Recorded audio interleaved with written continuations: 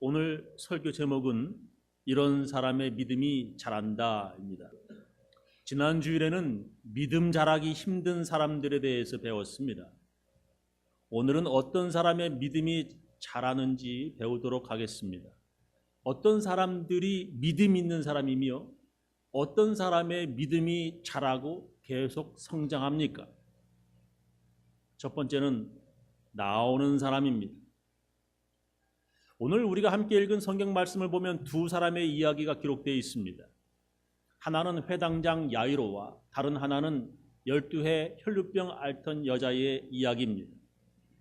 회당장 야이로는 자기 딸이 병들어 죽어가기에 예수님께 고쳐달라고 나왔습니다. 누가복음 8장 40절 오늘 우리가 읽은 말씀입니다. 예수께서 돌아오심에 무리가 환영하니 이는 다 기다렸음이로라. 이에 회당장인 야이로라 하는 사람이 와서 예수의 발 아래 엎드려 자기 집에 오시기를 간구하니 이는 자기에게 12살 먹은 외동딸이 있어 죽어가미러라. 예수께서 가실 때에 무리가 둘러싸 옹이하더라. 많은 사람들이 예수님이 오시기를 기다렸는데 특히 회당장 야이로가 자기 외동딸 치료를 위해서 간절히 기다렸습니다.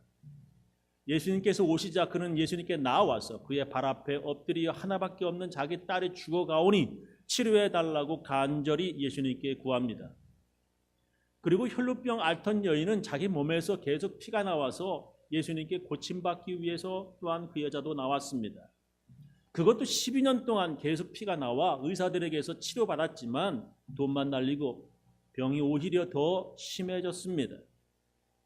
누가복음 8장 43절 오늘 읽은 말씀이죠. 이에 12해를 혈루증으로 앓는 중에 의원들에게 그 가산을 다 허비하였으되 아무에게도 고침을 받지 못하던 여자가 예수의 뒤로 와서 그 옷가에 손을 대니 혈루증이 즉시 그쳤더라. 회당장 야이로는 자기 딸 아파서 온 사람은 예수님 앞으로 나왔고 혈루병 앓던 여인은 예수님의 뒤로 왔다 성경은 기록합니다. 회당은 지금 우리의 교회와 같은 곳입니다. 오래전 유대인들이 바빌로니아와의 전쟁에 패해서 포로로 끌려갔을 때 바빌로니아에서 유대인들이 모여서 예배드리던 곳이 바로 회당입니다. 회당장은 그런 회당을 관리하던 지금 교회의 목사와 같은 사람이라고 그렇게 말할 수도 있겠습니다. 그 회당장은 예수님의 앞으로 나와서 예수님 발 아래 엎드렸다고 성경은 기록합니다. 그러나 12년 동안 혈루병 앓던 여인은 예수님의 뒤로 와서 예수님의 옷을 만졌다라고 성경은 기록합니다. 구약 성경에 보면 사람의 몸에서 피가 나오면 부정하다, 더럽다 이거예요. 다른 사람에게 전염시킬 수도 있으니 격리시키라고 떨어뜨려 놓으라고 하나님께서 명령하셨습니다. 민수기 5장 1절 여호와께서 모세에게 말씀하셨다. 너는 이스라엘 백성에게 명령하여 모든 문둥병자, 유출병, 몸에서 나오는 거지요. 있는 자와 시체를 만져 부정하게 된 자들을 진영 밖으로 사람들이 모인 곳에 밖으로 내보내도록 하라.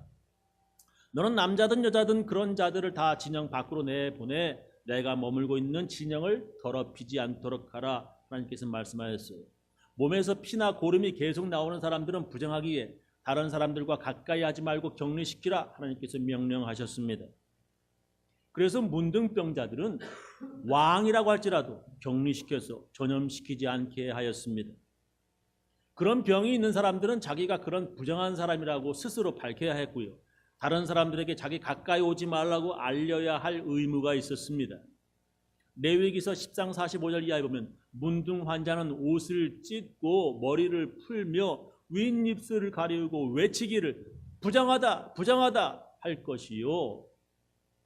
병이 있는 날 동안은 늘 부정할 것이라. 그가 부정한즉 혼자 살되 진 밖에 살지니라. 문둥병자들은 마을 밖에서 혼자 살아야 하는데 먹을 것을 얻기 위해 마을로 들어올 때는 옷을 찢어야 됐어요. 그리고 머리를 풀어가지고 주위의 사람들이 저 사람 왜 이러지? 눈에 잘 띄게 해야 했습니다. 또한 자기가 부정한 사람, 더러운 사람이라고 외쳐야 하는데 침튈까 봐 입술을 가리고서 외쳐야 한다는 하나님의 법이 있었습니다. 그렇게 부정한 사람들이 자신의 부정함을 숨기고 다른 사람에게 가까이 오거나 다른 사람 만질 경우에는 돌을 던져서 가까이 오지 못하게 했습니다. 그런 부정한 여자가, 그것도 12년 동안 유출병 있는 여자가 예수님께 나왔다라고 하는 것만으로도 다른 사람들이 깜짝 놀랄 만한 사건이었습니다. 그래서 그 여자는 아무도 모르게 예수님의 뒤로 왔다는 것입니다. 베드로가 예수님께 다른 사람들이 막 옹이하며 둘러싸서 예수님 밀고 있는데 누가 만진지 어떻게 합니까? 라고 말했습니다. 그 여자는 예수님뿐만 아니라 예수님을 둘러싼 여러 다른 사람들과 접촉했다고 하는 것입니다.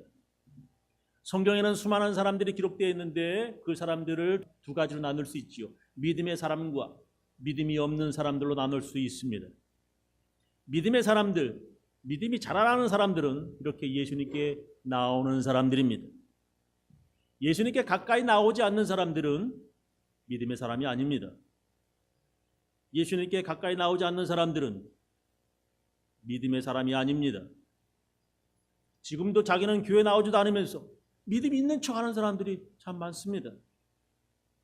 자기는 교회 나와 다니지도 않으면서 교회와 크리스천들을 비판하는 사람들이 있습니다. 자기는 교회에 헌금도 안 하면서 교회 헌금에 대해서 비판합니다.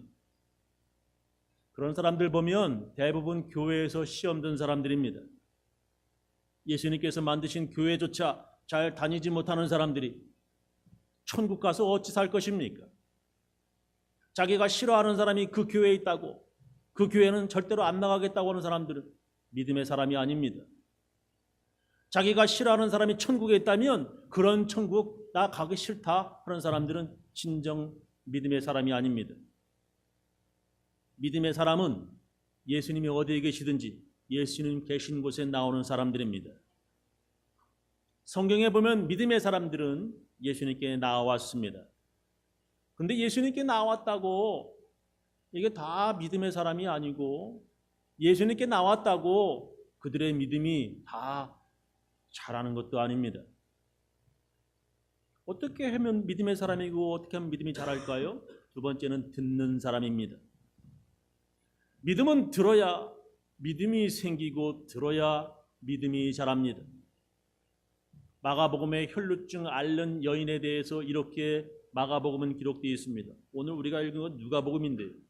마가복음에 보면은 이 12회 혈루증 앓는 여인을 이렇게 기록되어 있어요. 마가복음 5장 26절.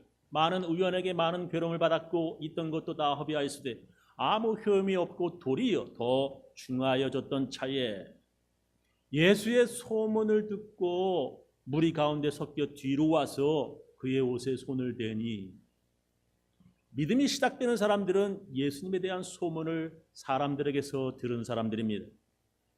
마가복음 7장 25절에 보면 이에 더러운 귀신 들린 어린 딸을 둔 한 여자가 예수의 소문을 듣고 곧 와서 그 발 아래에 엎드리니, 그 여자는 헬라인이요 스로보니게 족속이라 이방 여자란 뜻입니다. 자기 딸에게서 귀신 쫓아주시기를 간구하거늘 그랬지요. 이 여자는 예수님께 개 취급받은 여자입니다. 예수님에 관한 소문을 듣고 그들의 믿음이 시작된다, 생긴다라고 하는 것입니다. 마가복음 10장 46절. 저희가 여리고에 이르렀더니 예수께서 제자들과 허다한 무리와 함께 여리고에서 나가실 때에 디메오의 아들인 소경거지 바디메오가 길가에 앉았다가 나사렛 예수시란 말을 듣고 소경이 들었다는 거예요. 예수시란 소리를 듣고 소리질러 가로되 다윗의 자손 예수여 나를 불쌍히 여기소서 하거늘, 소경 거지 바디메오는 길가에 앉았다가 예수님이라고 하는 말을 듣고 고쳐달라고 외치는 것입니다. 믿음이 있는 사람들은, 믿음이 시작되는 사람들은 들음에서 시작합니다. 마가복음 4장 20절. 좋은 땅에 뿌리웠다는 것은 곧 말씀을 듣고 받아 30배와 60배와 100배의 결실을 하는 자니라. 믿음이라고 하는 것은 이렇게 듣고 받아서 시작된다는 거예요. 그렇게 사람들의 소문을 듣고 예수님께 나왔는데 정작 들어야 하는 것은 예수님의 말씀, 하나님의 말씀입니다. 사람들께서 들었어요. 그래서 나도 한번 가볼까? 하고서 예수님께 나와서 예수님의 말씀을 들어야 하는데 이건 어떻게 된 게 사람들은 말은 들어가지고 왔긴 왔는데 정작 들어야 할 이곳에 와서는 듣지를 않아요. 딴짓하고 있어요. 그렇게 소문을 듣고 예수께 나왔는데 예수님 말씀을 듣고 도리어 시험 들고 말씀 때문에 죽는 사람들이 있습니다. 돈을 사랑한 부자 청년은 예수님의 말씀을 듣고 정작 들어야 할 예수님 말씀 듣고 근심하며 떠나갔습니다.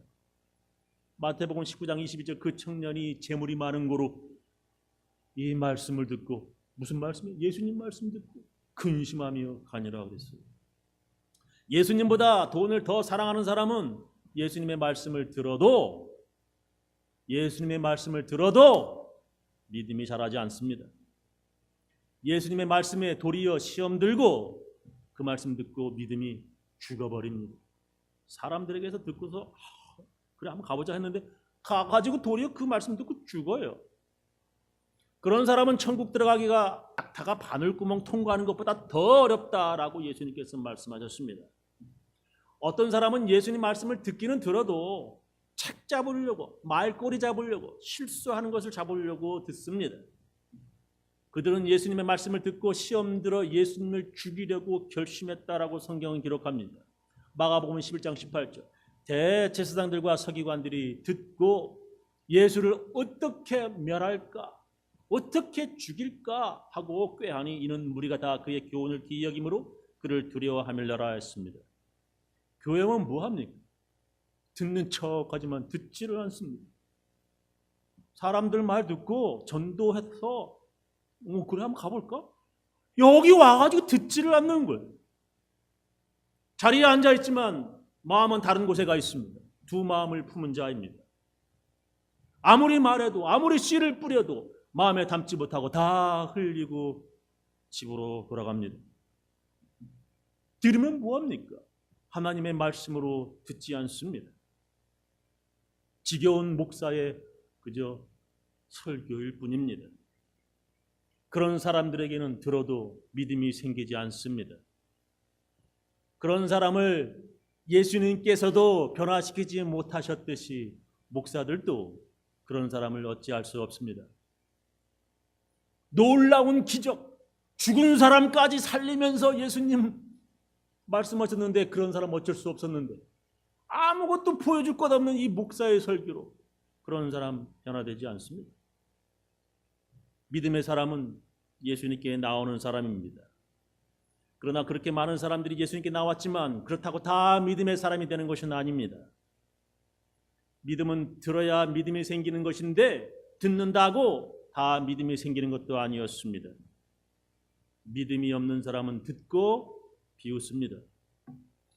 누가복음 16장 13절 집 하인이 두 주인을 섬길 수 없나니 이를 미워하고 저를 사랑하거나 혹 이를 중히 여기고 저를 경히 여길 것임이니라. 너희가 하나님과 재물을 하나님과 돈을 겸하여 섬길 수 없느니라. 예수님께서 말씀하셨습니다.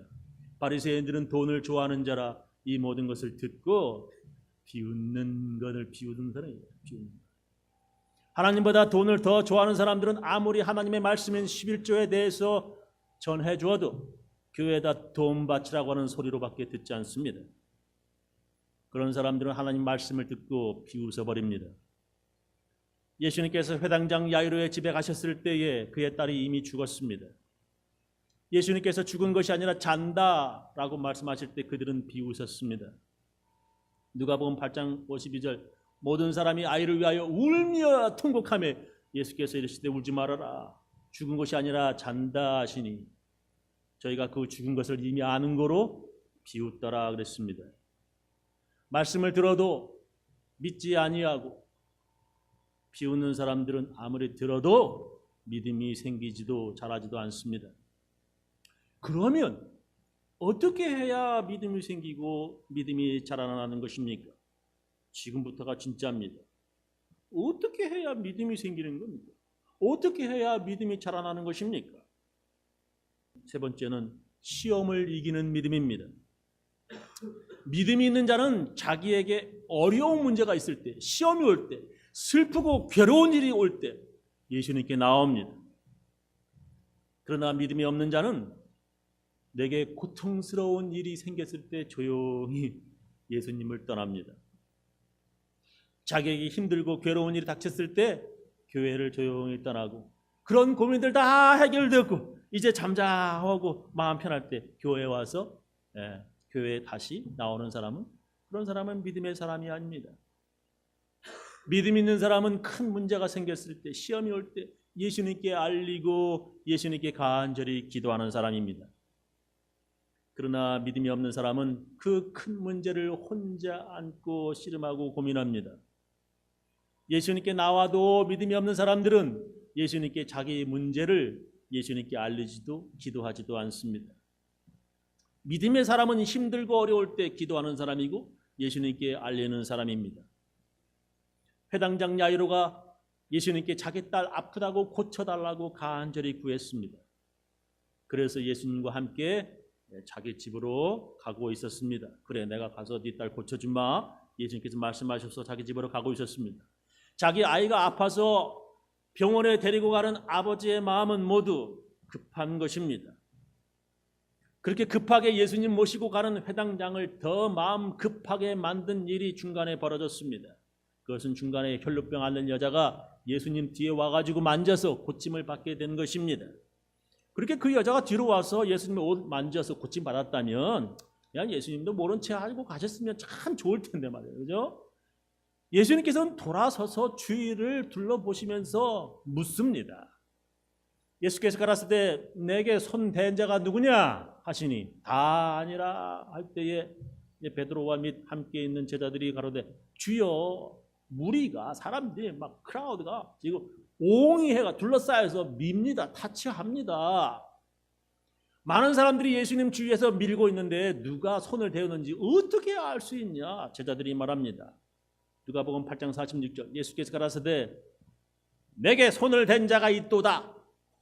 그냥 가시면 참 좋으실 텐데 이는 내게서 능력이 나간 줄 알미로다 하시는데, 여자가 이제 스스로 숨기지 못할 줄 알고 떨며 나와 엎드려 그 손 댄 이유 연고와 곧 나은 것을 다 치료받은 것을 모든 사람 앞에서 말하니 예수께서 이르시되 딸아, 네 믿음이 너를 구원하였으니 평안히 가라 하시더라. 그 혈루병 앓는 여자는 아주 망설였을 것입니다. 왜냐하면 그거 그 당시에 만지면 안 되고 사람들 주위에 있으면 안 되고 다 아는 겁니다.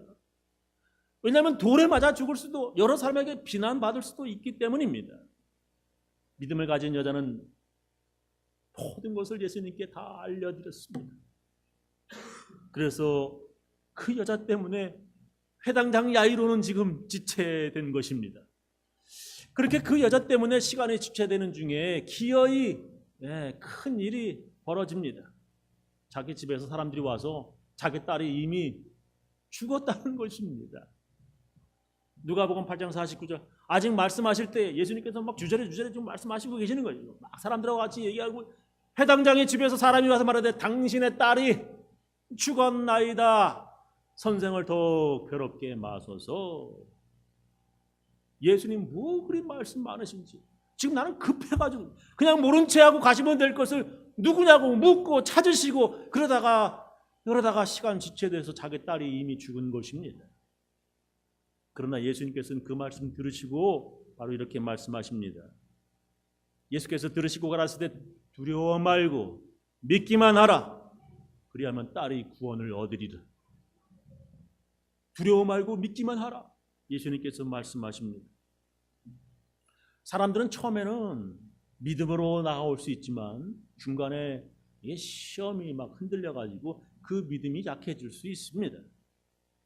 전에는 강하고 보석처럼 반짝반짝 빛나던 그 믿음이 때로는 바람 빠진 풍선처럼 약해질 수 있습니다. 진짜 믿음인지 아닌지 어떻게 알 수 있습니까? 시험해 보면 금방 알 수 있습니다.